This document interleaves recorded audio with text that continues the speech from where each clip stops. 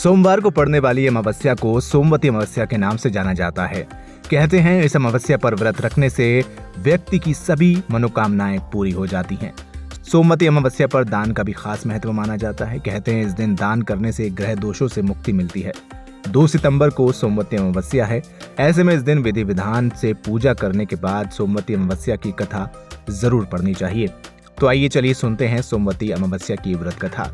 सोमवती अमावस्या की व्रत कथा के मुताबिक एक गरीब ब्राह्मण परिवार था। उस परिवार में पति पत्नी और उसकी एक पुत्री रहती थी। उसकी पुत्री बेहद संस्कारवान और गुणवान थी, लेकिन गरीब होने की वजह से उसकी शादी नहीं हो पा रही थी। एक दिन उस ब्राह्मण के घर पर एक साधु महाराज पधारे। वो उस कन्या के सेवा भाव से बहुत खुश हुए। उन्होंने उस कन्या को लंबी आयु का आशीर्वाद दिया, साथ ही ये भी बताया कि लड़की के हाथ में विवाह योग नहीं है। तब ब्राह्मण दंपति ने साधु से इसका उपाय पूछा। साधु महाराज ने बताया कि तुम्हारे घर से कुछ ही दूरी पर एक गांव में सोना नाम की धोबिन रहती है। उसका एक बेटा और बहू है। वो महिला बहुत ही आचार विचार की और संस्कार संपन्न होने के साथ पति परायण है। अगर आपकी कन्या उस धोबिन की सेवा करे और वो महिला इसकी शादी के वक्त इसे अपने मांग का सिंदूर लगा दे तो आपकी कन्या का विवाह हो जाएगा, जिससे कन्या का वैधव्य योग मिट सकता है। ये सुनकर ब्राह्मणी ने अपनी बेटी को धोबिन की सेवा करने के लिए कहा। अगले दिन से ही वो कन्या प्रातः काल उठकर सोना धोबिन के घर जाकर सारा काम करने लगी, लेकिन धोबिन के उठने से पहले ही वो अपने घर वापस आ जाती। एक दिन सोना धोबिन ने अपनी बहू से पूछा कि तुम सुबह उठकर घर का सारा काम कर देती हो और मुझे पता भी नहीं चलता। बहू ने कहा, माँ, मुझे तो लगा कि आप ही सुबह उठकर सारे काम कर देती हैं, क्योंकि मैं तो देर से उठती हूँ।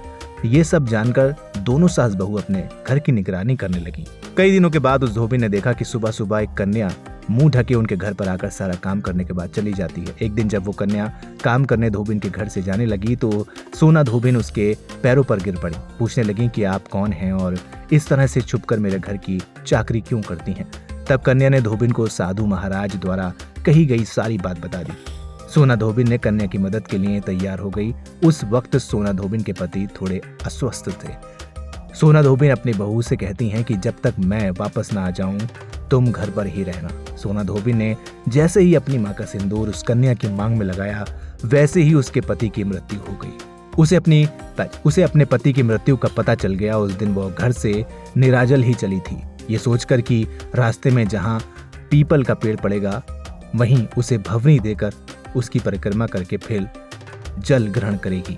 उस दिन संयोग से सोमवती अमावस्या थी। धोबिन ने ब्राह्मण के घर मिले हुए पुए पकवान की जगह ईंट के टुकड़ों से 108 बार भवरी दी और साथ ही 108 बार पीपल के पेड़ की परिक्रमा भी की और उसके बाद जल ग्रहण किया। सोना धोबिन के ऐसा करते ही उसके पति की मृत शरीर में वापस जान आ गई। कहते हैं तभी से सोमवती अमावस्या काफी प्रसिद्ध हो गई। फिलहाल इस वीडियो में इतना ही। उम्मीद है आपको ये कथा पसंद आई होगी। वीडियो को लाइक करें, शेयर करें और चैनल को सब्सक्राइब करना बिल्कुल न भूलें।